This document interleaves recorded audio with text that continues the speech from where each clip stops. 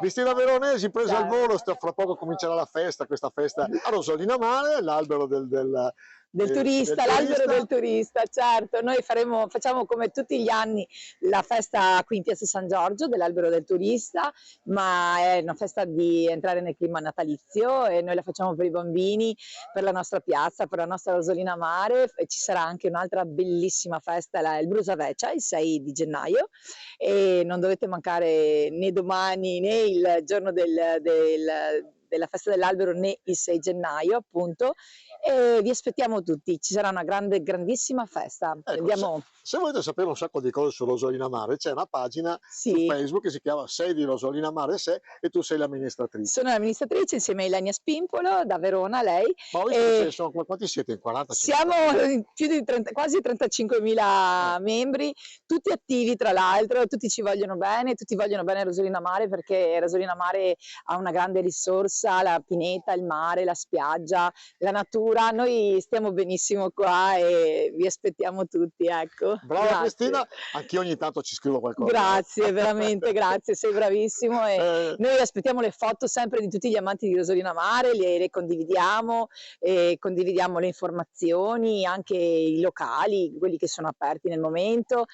Serve, è una pagina che serve di informazione turistica, ecco, ecco. nel frattempo c'è Ilo che ci sta facendo le foto, che se le pubblichiamo su questa intervista. Sì, Ilo è il nostro fotografo, sai che lui non Il deve fotografo mancare ufficiale. mai. Per fortuna che c'è Ilo che ci gira, lui fa le foto di chi è aperto, le foto belle di Rosolina Mare, ecco. Qualche volta riesco a metterle anch'io al mattino quando faccio la mia corsetta quotidiana, e poi per il resto ho il lavoro, la casa, tutto, però ce la facciamo. Volevo ringraziare tutti gli sponsor che ci stanno aiutando, in primis Amare Rosolina, che è l'associazione dei commercianti e locali di Rosolina Mare, che ci dà la possibilità di fare questa festa, e soprattutto l'amministrazione comunale, il sindaco Michele Grossato, che ci sostiene a tutta e ogni nostra iniziativa.